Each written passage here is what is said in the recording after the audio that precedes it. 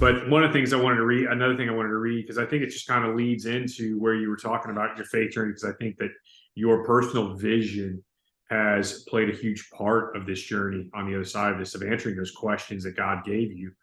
Um, of hey, I have a greater story for you, right? Yep.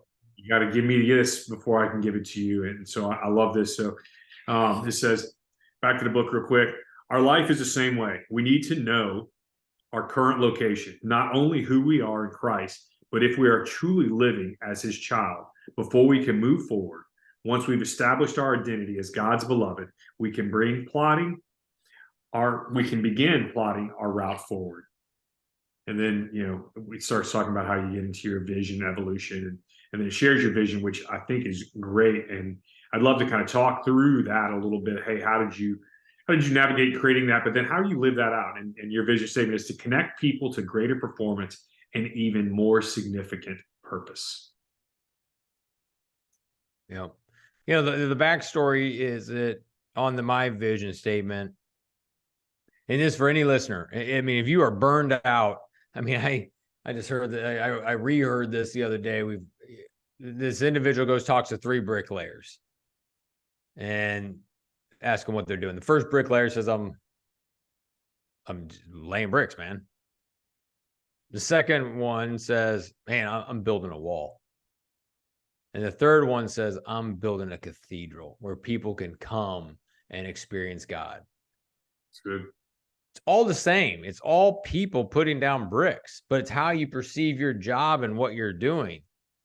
And I was in this part, I was the president of sales for this national contractor. We were owned by a private equity group, and we just had a lot of activity going on, but I just kind of came to this moment of like, is this my life? Like, am I just here to grow companies and help private equity? And like, that's all I'm here for. And it just kind of put me in this lull. I was burned out.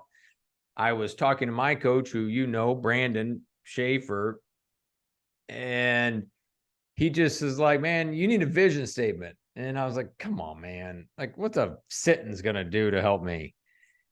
And he's like, man, come on, trust the process. So I put together a vision statement.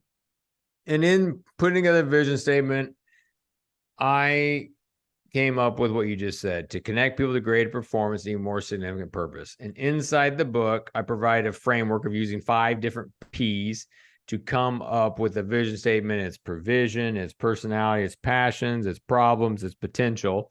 And those 5 different, you just kind of do a brain dump in each of those 5 words of, hey, what problems have you overcame you want to help others overcome? What has God provided you that you could use to bless others? And so anyways, there's those 5. And so I just kind of did a brain dump, and then you kind of try to put it together a sentence. And it's crazy when you do this exercise. I do it with all my clients.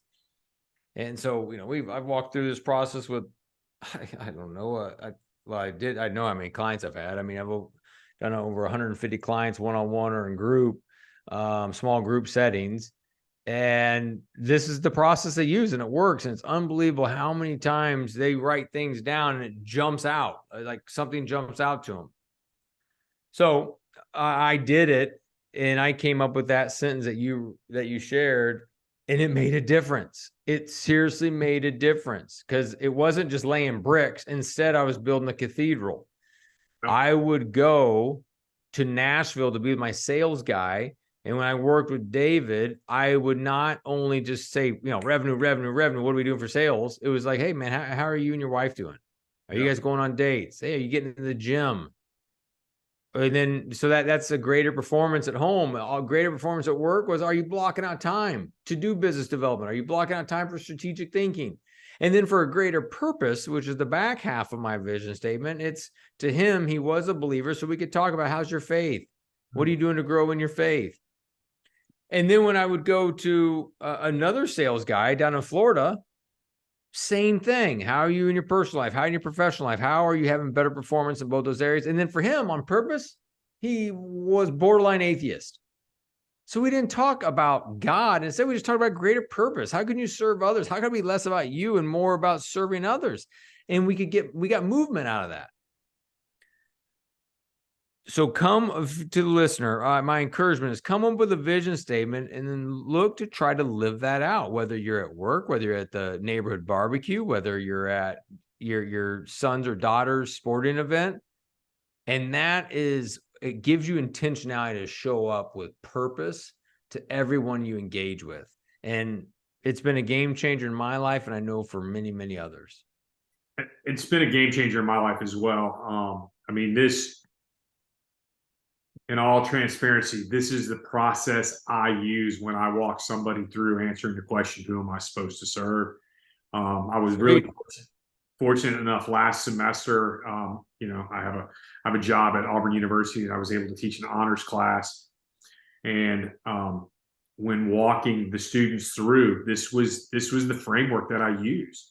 And what was really neat was this aha moment from when I asked them, "Hey, what is your purpose?" Which all of them really kind of had this. They didn't like that question. It was too big of a question. It was too daunting of a question to answer. And when I asked them, "Well, hey, why don't we reframe that and go, hey, who are you supposed to be serving?" Yeah. All of a sudden, you saw this light bulb go off in them. And then I was like, okay, so now let's talk about what gets you excited.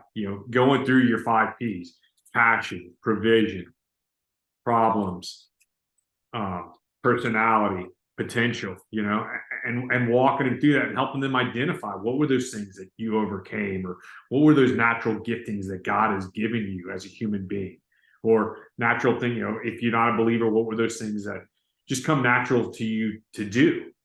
Right. And it was amazing to watch them walk through this process. So, I mean, yeah, without a doubt, I would tell anybody who is interested in going through, and the way you put this process together makes it approachable, accessible. I mean, I hate using the word easy, but it really does. It makes it something you can pick up and go, "Hey, I can do this," and not feel like it's this daunting task, which in so many cases it can be when you ask that question, "What is my purpose?" And really, Andy Stanley, I think, said it best when he goes, "That's not a good question because it's a selfish question. My purpose is all about me." And really, our purpose on earth is to serve whoever that is.